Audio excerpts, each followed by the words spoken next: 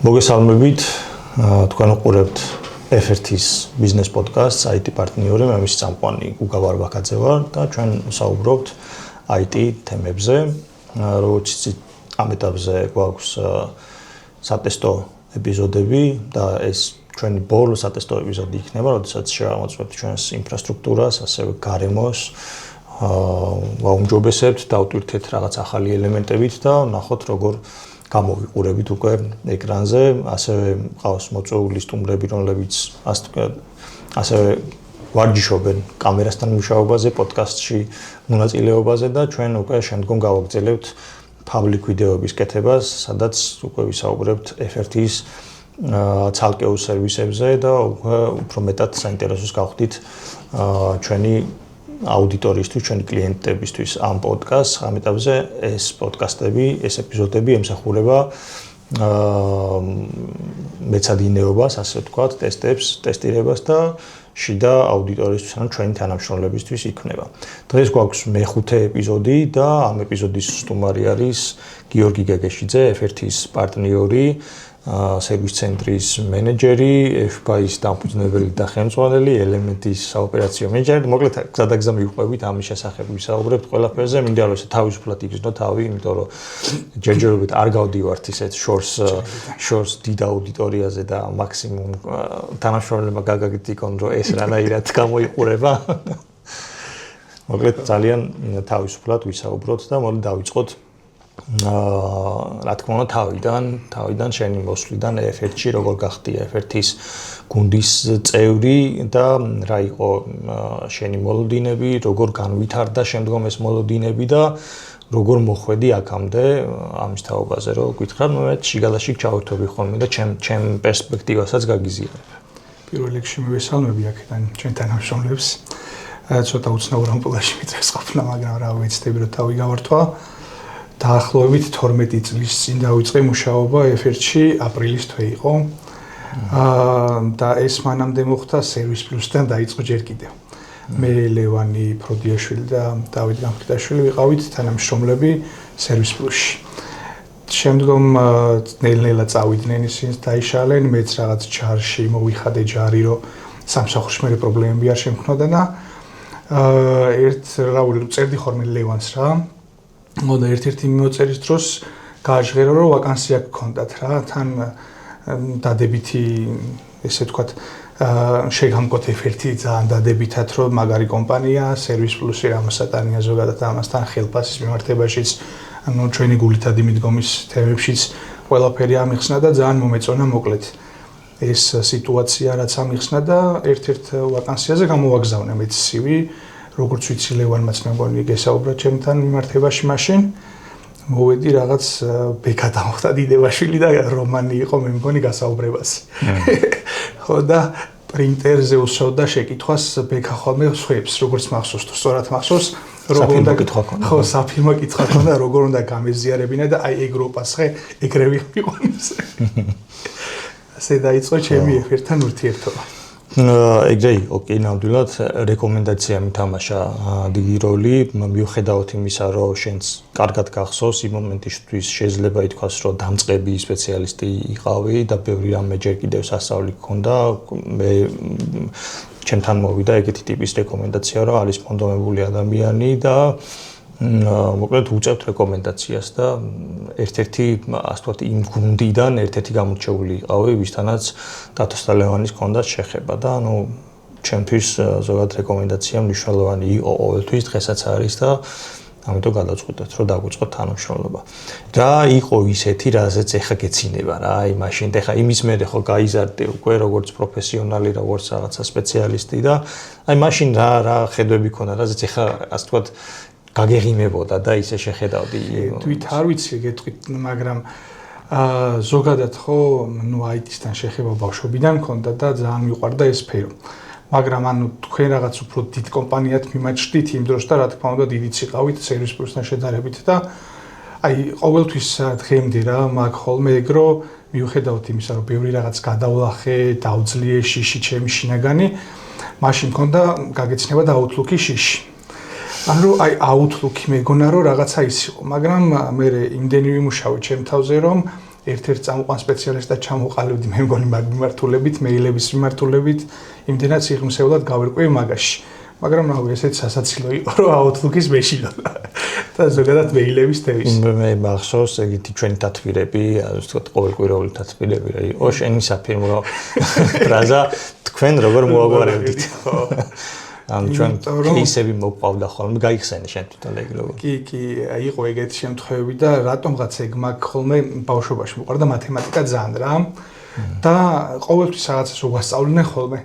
შეიძლება არ მომახსოვრდებოდა, შეიძლება მომახსოვრდებოდა, მაგრამ აი ამოცანის გადაჭრის სხვადასხვა გზები ხო არსებობს რა მათემატიკაში და ეგრევე პოულობდი ხოლმე იქ რა მათემატიკაში და ესევე იყო მე სერვისშიც რომ მოვედი უკვე კი არა და ეფერტში რომ მოვედი და დავდიოდი გამოძახეებზე რაღაც პრობლემები იყო რომ რაღაც არასტანდარტულად ვაგვარებდი ხოლმე რა ნუ ჩემი გადმოსახედიდან შეიძლება მაშინ სტანდარტული იყო რა ბიჭები და აი ზუსტად მაგით ვკითხულობდი რომ იქნება რაიმე სხვა გზებიც არსებობდა უბრალოდ გაგონილი მქონდა აი რო ვიკითხავდით აი ერთმანეთს ხო ეხმარებოდით ხოლმე ჩატებიც ჰქონდა რომ აი პრობლემას როგორ აგვარებდნენ და რაღაცა სოლუშენებს რომ მეუნებოდნენ დაუშვათ თუ არ მუშაობდა ან სხვანაირად მუშაობდა მე რაღაც სხვა გზის ზებნა მიწევდა და მაგიდან გამომდინარე მაგ შეკითხვას იმიტომ ვსვავდი რომ მე თვითონაც მესწავლა არსებობდა თუ არა სხვა გზები ამ პრობლემის გადაჭრის შეიძლება რაღაცა რთულად უჭრი და დიდ დროს კარგავ რა ზოგადად IT-ში დრო ძალიან მნიშვნელოვანია იქიდან გამომდინარე რომ ჩვენი მუშაობის პრინციპი მაშინ ისე იყო ორგანიზაციები ქონდა ბევრ ორგანიზაციაში სიარულიც გვიწევდა გამოძახევებიც ქონდა და დრო იყო ძალიან მნიშვნელოვანი ამიტომ რაღაც პრობლემაზე ძალიან დიდი დრო არ უნდა დამეკარგა ჩემი ერთ-ერთი ამოსავალი მიზანი ეგეც იყო მაგას რო კითხულობდი რომ უფრო სწრაფად მომეგვარებინა რაღაც კონკრეტული პრობლემა. იქ იყო ის გამოცდილება, რომელიც დაგროვებული იყო კომპანიაში. ვინ ითამაშა ესეთი მნიშვნელოვანი როლი შენს განვითარებაში, ვინ იყო შენი დამხმარე, ასე ვთქვათ, ამ გზაზე, შეიძლება რამდენიმეც და ვის გამოყოფდა? თითქმის ყველა ეტაპზე ყველა იყო. დამწყებ ეტაპზე რა თქმა უნდა გამხიტა და ლევანი აი ძალიან გვერდზე მედგნენ, გამხიტას დავყებოდი ორგანიზაციებში. მე უკვე ბიჭებიც რო ახლოდან გავიცანი გურამი, ბექა, რა ყველა რა. ესე ვთქვათ, ყველა კარიერულ ეტაპზე სხვადასხვა მენტორი მყავდა. ეხა უკვე როგორც იცი მენეჯმენტში ვარ და ჩემი მენტორი შეხალცალსახად იქიდან გამომდინარე, რომ ბევრი რაღაცა ვისწავლე შენგან, თუნდაც თანამშრომლებთან ურთიერთობისას, ან რთული მდგომარეობა როგორ უნდა გადავჭრა, თუნდაც მარტივად. შეიძლება ესე ხმამაღალი თქვა მია, მაგრამ ну, ცდილობ რომ რაღაცები ყველასგან ვისწავლო. თუნდაც ჩემი ოპერატორებისგან, ჩემი თანამშრომლებისგან ყველა ადამიანი რაღაცას გვასწავლის რაღაც ეტაპს. ну, თავიდან დასაწყისში ბიჭები მასწავლებდნენ უფრო ტექნიკურ რაღაცებს, შემდგომ უკვე ჩვენი მომხმარებლები, კლიენტები გვასწავლიდნენ, თუნდაც ჭკუასაც მასწავლიდნენ, რომ ჩვენი გულითადი მიდგომა ხანდახან ყველასთან არ ჭრის.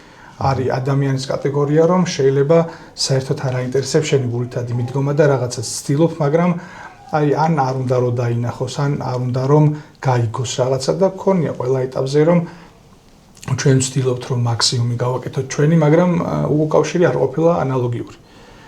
თანამშრომლებისგანაც ბევრი მისწავლა. მე მაინტერესებს შენი გარდაქმნა როგორც მენეჯერად, ასე ვთქვათ, მე ჩემ პერსპექტივას გეტყვი, რომ როდესაც მე როდესაც კომპანია იყო ზრდის ეტაპზე და ჩვენ გვჭირდებოდა შუალედური რგოლის მენეჯერები, მე დავიწყე ფიქრი იმაზე, რომ ვინ შეიძლება ეს როლი შეასრულოს და ვაკვირდებოდი ჩვენს ტექნიკოსებს, რომლებსაც ქონდათ გამორჩეული პასუხისმგებლობა და პროფესიონალიზმი ერთის მხრივ, მაგრამ რაც ყველაზე მნიშვნელოვანი იყო პასუხისმგებლობა, რომ მათ შეეძლოთ საქმე ეკეთებინათ ისე მაშინაც კი მაღალ დონეზე, როცა არავინ უყურებდა.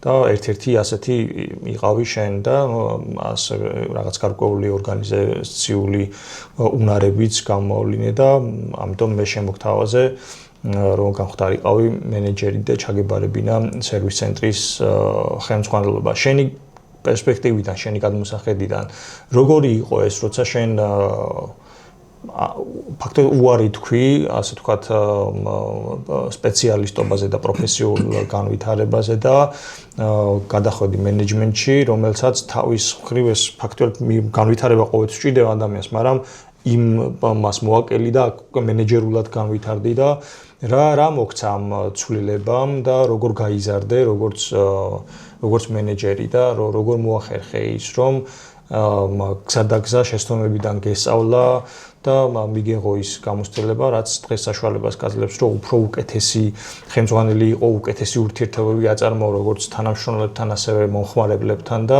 აი ეს შენი გამოცდილება როგორ გარდაიქმენი სპეციალისტიდან, ასე ვთქვათ, მენეჯერამდე. ძალიან დიდი გზა გავიარეთ, მე მგონი მაგის მეც თქვენს და ყველამ. თავიდან როგორც საუღნიშნე, შიში მქონდა მაგის და გახსოვს ალბათ კიდეც რომ რამოდენიმეჯერ ვარიც თქვი სერვის ცენტრის ჩაბარებაზე, მაგრამ საბოლოოდ მაინც გადავწყვიტე რომ ეგ პასუხისმგებლობა ამიღო. ნუ რამდენად კარგი თანამშრომელი ვარ და რამდენად კარგი და მოტივირებული ვიყავი მაშინ უკვე, რავი, შენი გადასაწყვეტია, იმიტომ რომ ჩემ თავზე მე ვერ ვილაპარაკებ მაგასთან მიმართებაში, მაგრამ რავი, ფიქრობ რომ პასუხისმგებლობა მაქვს. თავიდან გამიჭირდა სიმართლე რო გითხრა, შენ თვითონაც იცი რომ ჩართული ვიყავი ძალიან თუნდაც სისტემების ინსტალაციაში, თუნდაც მაინც ვერ გამოვედი ესე ვთქვათ IT-შნიკური ჭრილიდან რა მაშინაც რა, მაგრამ რაღაც ერთ მომენტში უკვე არ ვიცი შენ დამელაპარაკე, ნუ კაცი ლაპარაკი არ ყოფილა, მაგრამ ანუ რაღაც ჩვენი ლაპარაკის შემდგომ მახსოვს რომ ეგ გადაწყვეტილა მივიღე რომ უნდა ჩავხსნილიყავი მაგ თემას და ანუ უკვე სხვა რაღაცებზე უნდა მეფიქრა და არა მარტო იმაზე, იქიდან გამომდინარე რომ შევიცვალეთ ოფისიც რაღაც იჯარის თემები გქონდა, უფრო მეტი სამუშაო იყო და აქედან გამომდინარე ჩემი ჩართულობა უფრო მეტად იყო საჭირო. პირველ ეტაპზე მაინც ვერ ვწდებოდი ალბათ ამას, იქიდან გამომდინარე რომ რაღაც ორგანიზაციების დავიტოვეთ და მაინც ორგანიზაციებთან მიწევდა შეხება და IT-შნიკური გამოცდილებები მჭირდებოდა მაშინაც და ვცდილობდი რომ IT-შნიკი ყოფილიყავი, მაგრამ რაღაც დროის მერე უკვე აღარ მქონდა. ნუ ვერ გეტყვი ხე ზუსტად როდის მოხდა, მაგრამ უკვე გადავერთე მენეჯმენტის ესე ვთქვათ სწავლაზე, დავიწყე რაღაცების კითხვაც, რაღაც პოდკასტების ყურებას და აი განსაკუთრებით გოგი ჩაიშვილის სპიჩები მომწონდა ხოლმე და უყურებდი ხოლმე გოგი ჩაიშვილს რა. მაგრამ აი ეხლანდელი გადმოსახედიდან მაინც ვერ ვიტყვი რომ რავი, აი მაგარი მენეჯერი ვარ ან რაღაც რა, ვცდილობ რომ კარგი მენეჯერი ვიყო, არ ვიცი რამდენად კარგად გამოდის ეს უკვე ჩვენმა თანამშრომლებმა, შენ უნდა შემაფასო რეალურად რამდენად კარგი ვარ მაგ საქმეში, მაგრამ ჩემი გამოცდილებიდან კი არა და ჩემი ხედვით ვცდილობ რომ არაფერი არ დავაკლო მაგ თემას რა. არ ვიცი რამდენად კარგად გამოდის. მთავარი არის საერთოდ ის, რომ ადამიანი პროგრესირებდე და შესწავლებზე სწავლობდე. იდეალური არავინ არ არის, ალბათ შეიძლება ბევრი მენეჯერი ვიცით წლები აქვს გამოცდილება და ისინიც არ არიან, თუმცა ნუ თუ საკუთარ თავზე მუშაობ, ნებისმიერ და მით უმეტეს შენ არის ადამიანი, რომელიც რაღაც მიზანდასახულია, აუცილებლად ნელ-ნელა გააუმჯობესებს თავის უნარებს და მიაღწევს რაღაცა გარკვეულ დამაკმაყოფილებელ დონეზე. ნუ ამის დასტური არის უკვე ის, რომ არაერთი წელია უკვე ამ პოზიციას იკავებ და ის მიმართულებები, რომელსაც შენ ხელმძღვანელობ, პროგრესირებს და ვითარდება და წინ მიდის. კონკრეტულად ახლა სერვის ცენტრზე მინდა რომ დავკონცენტრირდეთ და მითხრა რა არის შენი როლი სერვის ცენტრში, რა ტიპის სერვისები გვაქვს, რა ტიპის სერვისებს თავაზობთ როგორც ფიზიკურ პირებს, ასევე იურიდიულ პირებს და ცალკე მინდა კიდე მე აღნიშნო ასე აუთსორსინგის მიმართულება, რომელიც უკვე შევთავაზეთ დიდი ზომის კომპანიებს და ეს მიმართულება როგორ ვითარდება. სერვის ცენტრის ამ ეტაპზე მენეჯერი ვარ ჯერჯერობით და ხელმძღვანელობ, ჩართული ვარ ყველა საკითხებში, მაგრამ რაღაც ჩვენი გადაადგილებებიდან გამომდინარე შედარებით ნაკლებ დროს ვუთმობ სერვის ცენტრს ამ ეტაპზე, მაგრამ რავი, ვცდილობ რომ მაქსიმალურად ჩართული ვიყო ყველა პრობლემაში. სერვისების განვითარებასაც შეეხება და სერვისებსაც შეეხება ვაკეთებ ჩეკეთების ყველა სერვისაც კომპიუტერს ეხება და რაც ეხება ზოგადად საოფისე ტექნიკას, თუნდაც ლეპტოპი, დესკტოპ კომპიუტერი, პრინტერი, მონიტორი, პროექტორი, რავი, რაც კი შეიძლება ტელევიზორი ხო, რაც კი შეიძლება გაგვახსენდეს და ოფისში დგას, ოღონდ წვრილ ტექნიკაზე მაქვს საუბარი და არ მაქვს მსხვილ ტექნიკაზე საუბარი. ასევე შევიძინეთ ჩიპსეტის აპარატი და რომელიც ჯერ არ დაგვიგრა რეკლამებია, მაგრამ დავარეკლამებთ ნელ-ნელა რაღაც კადრებს ვიღებთ მეც გიორგიც და აუცილებლად ჩაუშვებთ იქიდან გამომდინარე, რომ ჯერ ჩვენმა აუთსორსინგებმა რო გაიგონ, რომ რას ვაკეთებთ რეალურად და რამდენად პროფესიონალურად ვაკეთებთ და ჩემი აზრი არ არის მარტო ჩვენი ტექნიკოსებიც ლაპარაკობენ ამას, რომ პირველები ვართ რეალურად ამ თემაში, ვინც უშუალოდ ინტეგრირებულ ჩიპებს შვის. აი მაგალითად ლეპტოპზე პროცესორს, მულტიკონტროლერს, ვიდეო კარტას ეგეთი სერვისი არ გააჩნია არავის ჯერჯერობით ამ ეტაპზე და ვართ პირველები მაგ თემაში და მინდა რომ ეს პირველობა შევინარჩუნოთ სხვა მიმართულებითაც ანალოგიურად დავნერგოთ რაღაცეები და ჩვენ ვიყოთ ესე ვთქვათ პირველი მერცხლები ვინც რაღაცეებს დანერგავენ სერვის ცენტრის მიმართულებას. ერთ-ერთი საოპერაციო მიმართულება არის მათ შორის, როდესაც ჩვენ რეპია შოპერი დავნერგეთ და ეს მნიშვნელოვანი გადაწყვეტილება იყო, იმიტომ რომ მაგის დანერგვის შემდეგ გადავიქეცით რიგითი შემკეთებლიდან უკვე რაღაცა სტრუქტურირებული ორგანიზმად, რომელიც რაღაცა პროცესებს მიყვება ამ შეკეთების პროცესში და უფრო მაღალ პროფესიონალურად აწვდის სერვის აუდიტორიას და აუთსორსინგის საკითხზე მინდა რომ კითხო, რამდენად ვინ არიან ჩვენი კლიენტები ამ მიმართულებით თანამშრომლობთ და რა პრობლემას უგვარებთ, ასე ვთქვათ, რომელიც შეიძლება აქამდე არ ჰქონდათ გადაჭრილი. კი ბატონო, ჩვენი ერთ-ერთი პირველი კლიენტი, ესე ვთქვათ, აუთსორსინგების მიმართულებით იყო Tegeta Motors-ი, რომელიც დღემდე სარგებლობს ჩვენი მომსახურებით 5 წელზე მეტია უკვე ჩვენი მოხმარებლები არიან. რეალურად IT-ისთვის თავის ტკივილი არის, რომ აი ტექნიკა დაშალე, აწყვე, შეიძლება დესკტოპ კომპიუტერი დაშალოს, ეხა IT-ში ნიკვა, მაგრამ ლეპტოპ კომპიუტერის დაშლა უფრო სპეციფიკურ ცოდნას მოითხოვს, იქიდან გამომდინარე, რომ თვითონაც აღიარეს, რომ ჩვენი დაშლილი კომპიუტერი დაგვიწვია, ანუ მაგ უნდა დაიცვარო ელემენტი, უნდა ჩახსნა რაღაცა, სანამ დაიწყებს სხვა პროცედურებს და არ არის რეალურად ეგ IT-ის საქმე და გადაწყვიტეს, რომ რაღაც ანდო კომპანია ეპოვათ, შემდგომში და ესე ვთქვათ, წყაროებით დაგვიკავშირდნენ და გთხოვეს ამასთან დახმარება და დავეხმარეთ. ტერაბანკი არის ჩვენი ერთ-ერთი მთავარი და დიდი ხნის პარტნიორი. ეხა ხანს დავიმეგობრეთ თინეთი, რომელიც რავი გააერთიანებს მაიმარკეტს, მაიაუტოს, მაირაც არსებობს, ყველაფერი მაგათი არის და ძალიან გამიხარდა, ეგენი თვითონ გამოვიდნენ აქეთ კავშირზე და დაინტერესდნენ ჩვენი მომსახურებით და როდესაც ულიკავთ ფიდბექზე, კმაყოფილები არიან. იდეაში ვინც გვახსენდება ნორმალური კომპანია, ამათან რეალურად ხელშეკრულებით ვართ, თუნდაც ეხა ხანს დავმეგობრით Massimo Dutti's და სხვა ბრენდების წარმომადგენლობას შეპესე უბრალოდ რო არ ამერიოს მაინც რო არ თქვა და შეცდომა დავუშვათ მერე. რა ბევრ ჯგუფს აერთიანებს. ბევრ ჯგუფს აერთიანებს, კი ბატონო, გაყიდვების ქსელი აქვს და მაგათთან თანამშრომლობთ აქტიურად. ესენი არის ძირითადად ჩვენი მსხვილი, ესე ვთქვათ, ვინმე არ გამორჩეს უბრალოდ მე არის წილოთ ეხა იშინდა არის, მაგრამ კი ბატონო, FPI-ზე მინდა კითხო. FPI ცოტა განსხვავებული მომენტი არის, ასე ვთქვათ, აქ შენ ერთის მხრივ ხარ როგორც ასე ვთქვათ, უშუალოდ მენეჯერი და მოქმედი პირი, მთავარი მოქმედი პირი ამ კომპანიის ფუნქციონირებაში და რაც დამფუძნებელი ხარ. და ერთ-ერთი იდეის ავტორი, საერთოდ როგორ წამოვიდა FPI-ის შექმნის იდეა, რატო გახდა საჭიროება, რომ საერთოდ ეს კომპანია ყოფილიყო ბაზარზე, რა შესაძლებლობებს ხედავ FPI-ისთვის დღეს და როგორ ხედავ მის მომავალს და განვითარებას. პირველ რიგში ეგ იდეა გაჩნდა იქიდან გამომდინარე, რომ მე სამოყვარულო დონეზე მეორადი ტექნიკით მაინც ესე ვთქვათ მიწევდა ხოლმე ყიდვა-გაყიდვა, მე თვითონაც ტექნიკა ძალიან მიყვარს და ხშირად მიყვარს ტექნიკის სვლა.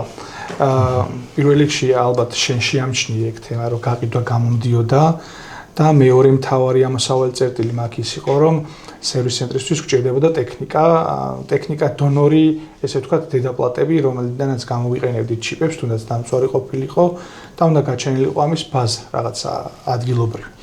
რომ ამის შედეგად გაჩნდა რეალურად FPI-ის აზრი, რომ ერთი იყო ეს, რომ შეგვექმნა სერვისისთვის რაღაც ტექნიკა, რომელსაც დავაგროვებთ ადგილზე და გვექნებოდა დონორი ნაწილები.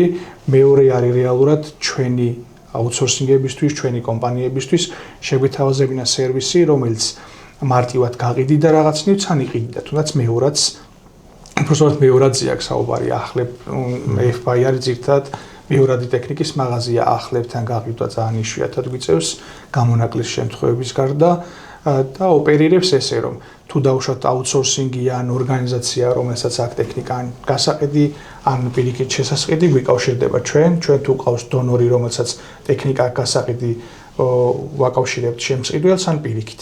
ჩვენ აქედან რეალურად ვიღებთ 10%-ს, რაც არის მომსახურება ამ ტექნიკის, პირობითად ყველა ტექნიკა, რომელიც არის დასაწყობებული, ან ოფისები იყენებდნენ, ამ ტექნიკას ჭირდება მოვლა. გაწმენდა და დიაგნოსტიკება რამდენად მუშაობ, რეალურად ჩვენ ვართ შუამავალი ტიპები, რომლებიც ხდებიან გარანტორები ამ ორგანიზაციებისთვის და სანდოობას უმაღლებს ერთ ორგანიზაციას მეორეს თვალში. გარანტიაში მეორადი ტექნიკის ნაწილში გარანტიის მომენტი ძალიან ისეთი მნიშვნელოვანია, რასაც ბაზარი ვერ გთავაზობს ზოგადად, ხო ეხლა მეორადი ტექნიკა მაინც რეალურად ხო მინიმუმ 30%-ით იაფადყიდულობ მეორადი ტექნიკას ახალთან მიმართებაში, ან ფას თუ არის რაღაცის x-30%-ით იაფადყიდულობ ტექნიკას მინიმუმ ხო 50-დან 50%-მდე ლავირებს ესე ვთქვათ თანხა რო ავიღოთ მარტივად და თუ ნივთი ძალიან ძვირად ღირებულია და მაღალი შეფასება აქვს, რეალურად ამის პროცენტულობაც მაღალია. თანხაში უფრო მსუყეთ ჩანს და აქედან გამომდინარე ზოგ ორგანიზაციას პირდაპირ ურჩევნია რომ მეორადი იყიდოს. თან ერთმა ეს უპირატესობა რეალურად ის არის რომ მეორად ტექნიკას ზოგადად ყიდულობენ ფიზიკური პირებისგან, მაგრამ ჩვენ ამ შემთხვევაში ვიხდით DGG-ს, ანუ DGG-ს შეუძლია ჩაითვალოს კომპანიამ და ანუ საბუთს ვაძლევთ, გარანტიას ვაძლევთ და ეს ერთიორად ამაღლებს სავარაუდოდ ჩვენ რეპუტაციასაც სხვა კლიენტებთან მიმართებაში. ელემენტი გადავიდეთ და ეს შედარებით ახალი გამოცდილება არის შენთვის, რამდენიმე თვე არის, რაც ელემენტში გადმოხვედი და ეს ისეთი მნიშვნელოვანი გადაწყვეტილება იყო განსაკუთრებით ჩემთვის, იმიტომ რომ ელემენტში რაღაც გარკვეული პრობლემები გქონდა, ცნობილი მიზეზის გამო და გჭირდებოდა აქ უფრო მეტი ენერგიის და რესურსის ჩადება, რომელიც შენ შემოიტანე ამ კომპანიაში და რაღაცა განახლების ფაზაში ვართ, რაღაცა ახალი სუნთქვა გავხსენით და რაღაცა მნიშვნელოვან მიზნებს ვისახავთ ამ მიმართულებით. მე მაინტერესებს შენი ხედვა რა დაგხვდა ელემენტში, რაც სხვანაირად წარმოგედგინა და ეხლა განსხვავებულად არის და როგორ უყურებს ზოგადად ელემენტის შესაძლებლობებს, რა კომპანიებთან თანამშრომლობთ, ესეც თუ შეგიძლია რომ ახსენო და რა პერსპექტივა აქვს ზოგადად ამ კომპანიას,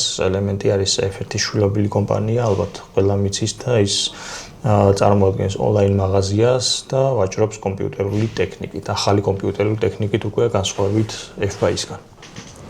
სიმართლე რო გითხრა, თავიდან რო გადავედი ელემენტში, მიუხედავად იმისა, რომ მქონდა რაღაც გაყიდვის გამოცდილება მეორადი ტექნიკის მიმართულებაში და ცოტა არ იყო, რავი, 4 წელი მინიმუმ, ვაფშე სხვა სფეროში გავიჩინე. მეორადი ტექნიკის სპეციფიკაცია და ახალი ტექნიკის გზადება საერთოდ განსხვავდება ერთმანეთისგან. თან კონკურენცია დიდი და ამ კონკურენციის გამო ყველაფერს მიმართავენ ჩვენი, ესე ვთქვათ, კონკურენტები რა, თუნდაც კონკურენტული უპირატესობაც რომ მოიპოვონ. სიმართლე რო გითხრა, თავიდან ძალიან გამიჭირდა და გითხარი კიდეც ქაოსი მაქვს თქვა თავში რაღაცა ვერაფერს ვერ ვიმახსოვრებდი, უცებ ამდენი ინფორმაცია რომ დამაწვათ, გავიხლიჩე, მაგრამ მე რაღაცნაირად შენთან კონსულტაციებით და ისევ ბიჭების თანადგომით და გვერდზე დგომით რაღაცეებში გავერკვიე, მალევე გავერკვიე, რაღაცეებს ეხაც ვალაგებ, თუნდაც ოდოს რო ნერგავთ ძალიან სერიოზულ რაღაცას ვაკეთებთ. რაც გეგმები გვაქვს თუნდაც საიტთან მიმართებაშიც, როცა გაიმართება, ჩემი აზრით კონკურენტულ უპირატესობას მოვიპოვებთ მაგით რა. მუდმივად განახლებადი რო იქნება სტოკები, მუდმივად გადამოწრებადი რო იქნება რეალურად დღევანდელ სიტუაცია ბაზარზე არა მარტო ჩვენთან, ყველასთან ეგრე არის, რომ შეიძლება რაღაცა სტოკზე გიჩანდეს, მაგრამ რეალურად არ იყოს. იქიდან გამომდინარე, რომ live რეჟიმში არ ხდება ამის აპდეითი არა მარტო ჩვენთან, სხვა ჩვენ კონკურენტებთანაც. ეს რო დაალაგდება და გვექნება პლუს ოდოს გამართული ვერსია, კონკურენტული უპირატესობა იმით მინიმუმ გვექნება, რომ გვეცოდინება ზუსტად რა გვაქვს, რამდენ ხანში მიუტანთ და რამდენად გამზადებულს მიუტანთ. ესეც შეიძლება ჩავთვალოთ ჩვენ კონკურენტულ უპირატესობად, იქიდან გამომდინარე, რომ მიგვაქვს იმავე დღეს შეკვეთა თუ მალევე მოხდება რეაგირება, ანუ ჩვენი მხრიდანაც და იმათი მხრიდანაც ანგარიშსწორება და ამ შემდეგ ანუ საორგანიზაციო საკითხებზე საუბარი, მიგვაქვს გამზადებული სისტემა დაყენებული და ჩვენ დილერებთან შეთანხმებაც გვაქვს ეგეთი, რომ კონკურენტულ უპირატესობასაც გვაჩენს, გვაქვს დაშლის უპირატესობა. არც ერთ სხვა ორგანიზაციას არ აქვს დაშლის უპირატესობა. იქიდან გამომდინარე, რომ ჩვენი ბექგრაუნდი არის F1 სერვის ცენტრი და გვაქვს შესაძლებლობა იმის, რომ დავშალოთ პროფესიონალურ დონეზე. რომ სერვის ცენტრის სინერგიას კარგად ვიყენებთ, რომ თავისთავად იქიდან გამომდინარე, რომ არ უწევთ დავუშვათ თუ მარტივი პრობლემა და კომპიუტერი თუნდაც გაუფუძდა ჩვენ მომხმარებელს, შეგვიძლია მოვიტანოთ ჩვენ სერვისენტმა ნახოს ჯერ პირველად დიაგნოსტიკა გაუკეთოს თუ მარტივი პრობლემაა შეიძლება ზედმეტად დამუხტა კლიენტმა ანუ ბატარეა მიიღო ზედმეტი დატენვა და არ თავს ანუ დაცვის მექანიზმი აქვს მე ყველა ელემენტი შეჩაშნებული უკვე რომ თუ ზედმეტად აიმუხტა აღარ ირთვება კომპიუტერი ჭირდება განულება რაღაც მარტივი ოპერაციები ამისთვის აღარ უნდა კლიენტს რომ ერთი თვე საგარანტიოზე მიიტანოს კომპიუტერი რომ ნახონ პრობლემა ჩვენ მალევე უგვარებთ მაგას მეორე არის რომ ძალიან დიდი კლიენტების ბაზა ყავს ელემენტს და მართლა დიდი პოტენციალი აქვს რეალურად რომ დავიწყეთ დარეკვები და შევეხმიან ჩვენ მომხმარებლებს რეალურად თვითონაც მივიღეთ უკავშირი იქიდანაც რომ რაღაც მომენტში ჩვენ თვითონ დავიკარგეთ ჩვენი როგორც აღნიშნე პრობლემების და გამო რაღაცებს ვერ ვაგვარებდით შეიძლება რაღაც სათანადოდ პასუხსაც ვერ ვცემდით იმიტომ რომ შოკი იყო რაღაც ჩვენთვის თითოს ესე ვთქვათ გარდაცვალებაც და შემდეგ უკვე ბაჩის სამსახურიდან წასვლაც და ამ შოკიდან რავი ნელ-ნელა ვცდილობთ რომ გამოვიდეთ. უпроსტად ჩვენ კი დააღწია მაგას თავი, მაგრამ ეხლა მიწევს გადაბარება რომ ის ძველი ორგანიზაციები რომელიც რეალურად ამ ეტაპზე საერთოდ არ იწერებიან რომ მინიმუმ მოვაწერინო და ჩავგვსვან ესე ვთქვათ მათ ლისტში მოვხვდეთ შეთავაზების ლისტში მინიმუმ. ჩვენი კლიენტები ელემენტსი ძალიან მსხვილი კომპანიები არიან ამ ეტაპზე რომ დავიწყოთ მართლა ბენზინ გასამართსადგურებიდან სოკარი, ვისოლი, ლუკოილიც კი ჩვენ დაღიდულობ და უბრალოდ ამ სანქციებიდან გამომდინარე რეალურად აღარ ოპერირებენ საქართველოს ბაზარზე და თვითონაც პრობლემები აქვთ. Tegeta Motorsi ანალოგიურად ტერაბანკიც იყენებს ელემენტის მომსახურებას კრისტალი, TBC Pay, Space ვიღაცა რო გამორჩეს იმათაც არ ეწყინოთ საქართველოს ფეხბურთის ფედერაცია ნუ ცნობადი სახე არის ესე ვთქვათ და ძალიან ბევრი ესეთი კომპანია არის. Საფთია ქოქსელები. კი ბატონო, საფთია ქოქსელებიც სარგებლობენ სუპერმარკეტები და საოჯრო ობიექტები. GB, Cash and Carry ჩვენი ერთ-ერთი და Express ქსელი ჩვენი მომხმარებლები არიან, ჩვენ სერვისით სარგებლობენ, ყიდულობენ ტექნიკას. მოკლედ საქართველოს ბაზარზე ვინც შეიძლება ნორმალური კომპანია გაგვახსენდეს, ყველა იყენებს ჩვენ მომსახურებას.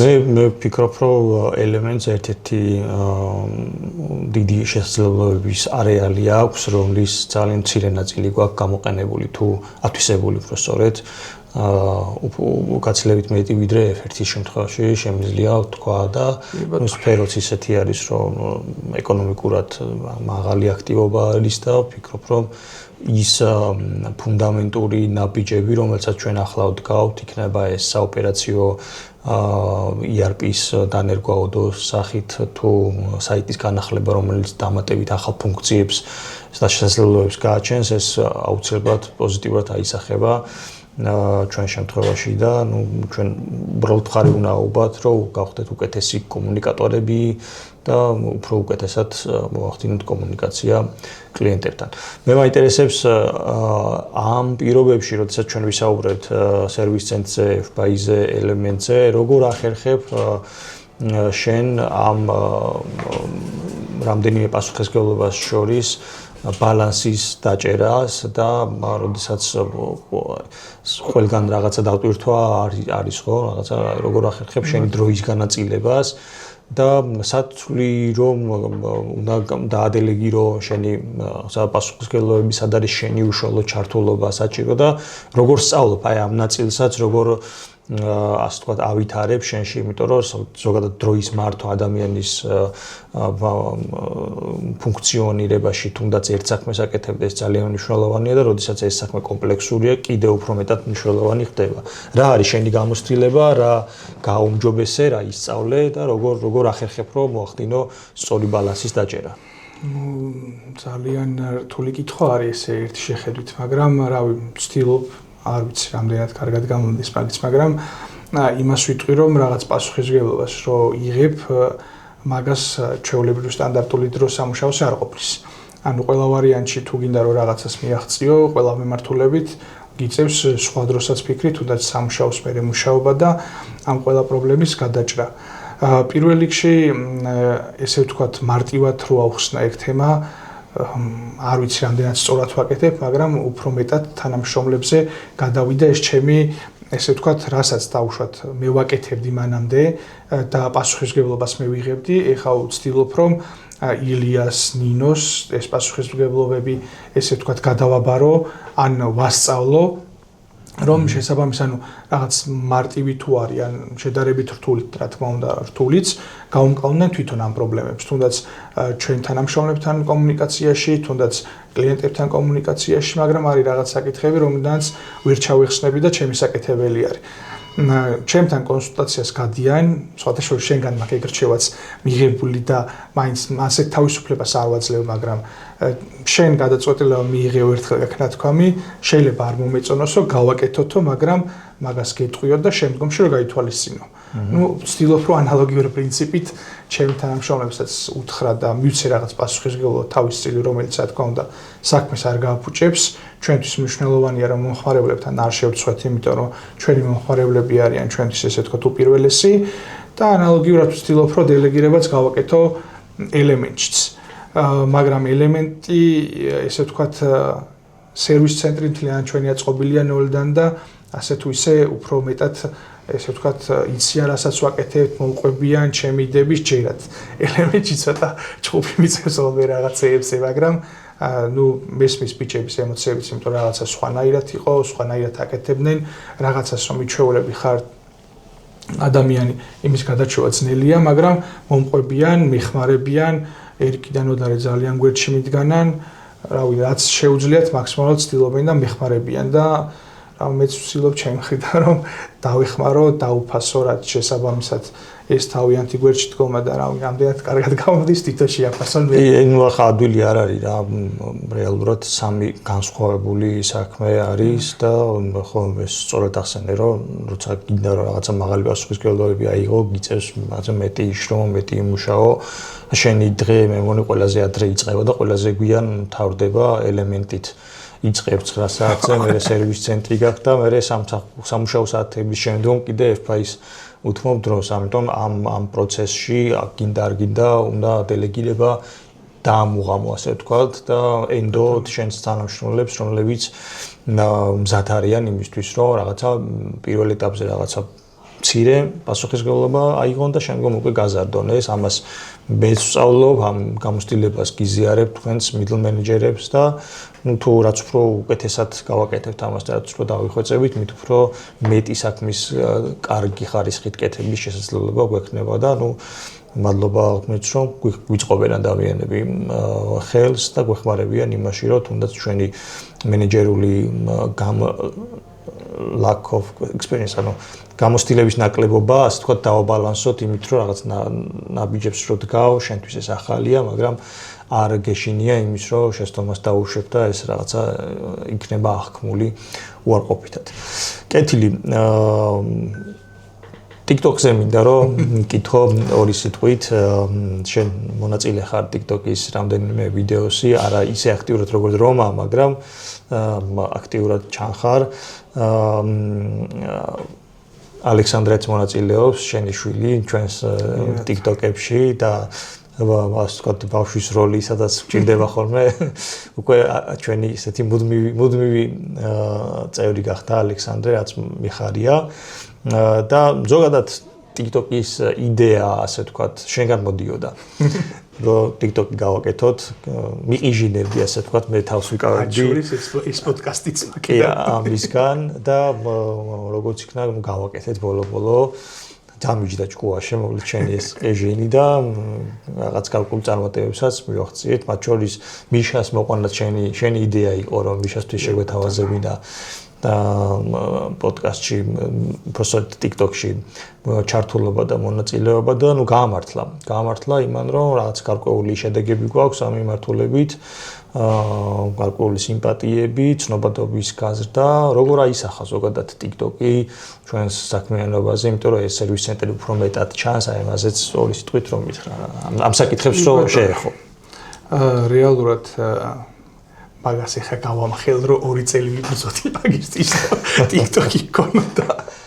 და ფაქტობრივად 1 წელია, რომ YouTube-ისთვის ვიბრძვი და ნელ-ნელა ვიწყებთ, მაგრამ რეალურად მომხმარებლისთვის ძალიან ანუ ყველა ჩვენი წყარო არის მნიშვნელოვანი რა რომ ჩვენი კლიენტებისთვის რომ საიდან მოვიყვანთ ესე ვთქვათ ჩვენი სერვის ცენტრის ბოლო ზრდაც ცალსახად უკავშირდება TikTok-ს რა ჩემი გადმოსახედიდან შეიძლება შეგრძნების დონეზეა და ესე რაღაც ციფრებით ვერ ვთქვა ეხლა და რაღაც ვერ მოვიყვანო მაგრამ მიშა რომ გააკეთებდა რაღაც TikTok-ს ესე ვთქვათ სერვის ცენტრის შესახებ ან რომ გადავიღებთ რაღაც მნიშვნელოვანი ინფორმაციას აი თუნდაც ტელევიზორზე პირველი ესე ვთქვათ ვირუსული ვიდეო ჩვენი იყო ტელევიზორების შეკეთებაზე რომ გადავიღეთ ანუ ყველაზე მეტი ნახვა მაგას ჰქონდა და მოწონება ანუ ხალხმა რეალურად არ იცოდა რომ ვაკეთებდით ტელევიზორებს და აი დატვირთვა ჰქონდა რაღაც იმ ვიდეოს მერე რაღაც პერიოდი აი არნახული დატვირთვა იყო რა სულ ტელევიზორების შეკეთებას მაგაზე გმით ცალკე ვიდეოც გავაკეთეთ ხო კი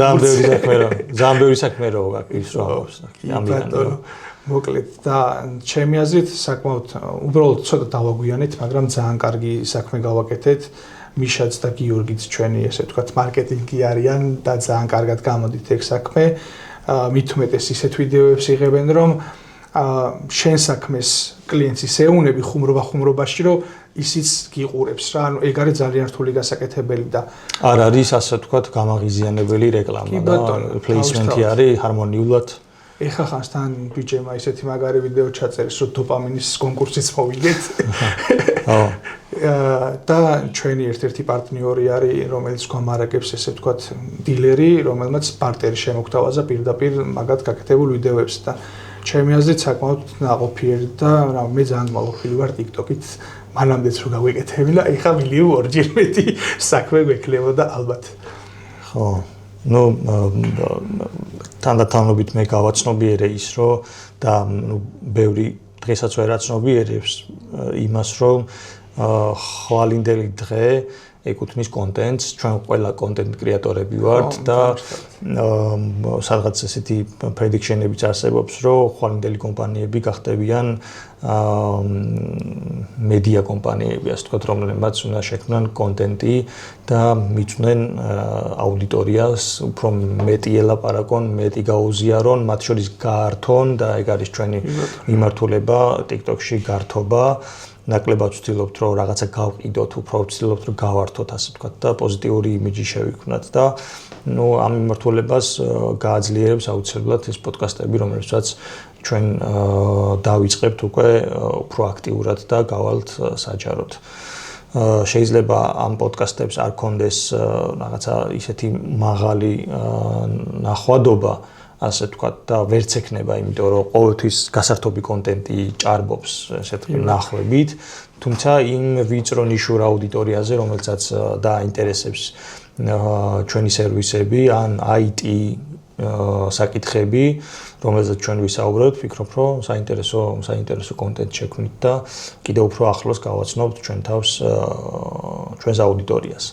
კარგი და ბოლოს მინდა რომ რაღაცნაირად გადახედო შენ განვლილ გზას ეფექტში როგორ შეაფასებდი თუ რა მის თქმა გინდა ზოგადად და როგორ ხედავ ჩვენს შესაძლებლობებს ჩვენს მომავალს ერთის მხრივ F1-ის კუთხით, F-Buy-ის კუთხით ასევე და ელემენტის კუთხით, რომელიც უკვე შენი ფიქრის საგანი გახდა ყოველდღიური ფიქრის და რა საით წავალთ როგორ ფიქრობ, როგორ შევძლებთ გავართვათ თავი რაღაცა გამოწვევებს და რა შესაძლებლობები გვაქვს რომელსაც შეგვიძლია რომ მივწვდეთ. აი ეგ ქვე დავამატებ რომ წეგან ელემენტიც ცოტა მილაპარაკეთ და ელემენტს მართლა დიდი პოტენციალი აქვს. უბრალოდ ჩვენ რეალურად არ ვიყავით მზად იმისთვის რომ მარკეტინგული აქტივობები გვეწარმოებინა, გვეკეთებინა თუნდაც იგივე რასაც F1-ის TikTok-ზე ვაკეთებთ. ჩემი აზრით ერთ-ერთი მთავარი გაყიდვების წყარო არის რომ გადავიღოთ ვიდეოები, თუნდაც ეს იყოს მარტივი და გავაკეთოთ ელემენტისთვის რეალურად გაზრდის მაგათ გაყიდვებსაც და პოტენციურად ძალიან ბევრი წყარო გვაქვს, რომელსაც არ ვიყენებთ რეალურად ელემენტში. რაც შეეხება გეგმებს, რა თქმა უნდა არის ზრდა, იქიდან გამომდინარე რომ ძალიან ბევრი როარ ჩამოყალიბდი აქ დავილაპარაკო ხა წერალია თუ რა ფილოსოფოს ყველა ამბობს რომ მოძრაობა არის მთავარი. ჩვენი მთავარი მიზანიც არის ეგ რომ უნდა ვიმოძრაოთ. იქიდან გამომდინარე რომ თუ არ ვიმოძრავებთ რეალურად ან კონკურენცია შეგვჭამს, ან სხვა რაღაცა შეგვჭამს და აქედან გამომდინარე მნიშვნელოვანია პროგრესი განვიცადოთ სულ.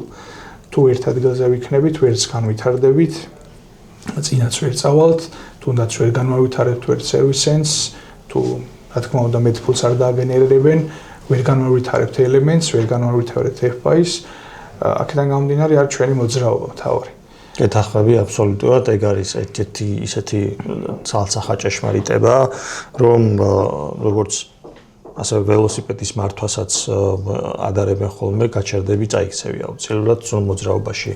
უნდა იყო და ეგეთი განათმოც არსებობს, ან ვითარდები, ან კვდები ერთ ადგილას გაჩერება წარმოუდგენელი არის, ამიტომ შეცდომების დაშვება, სიახლეების დანერგვა ეს ჩვეულებრივ თანამდები პროცესია ნებისმიერი განვითარების და ჩვენ აუცილებლად უნდა ვიყუროთ ამ მიმართულებით და უნდა მცდელობები გქონდეს, მათ შორის რაღაცები თუნდაც არ გამოვიდეს.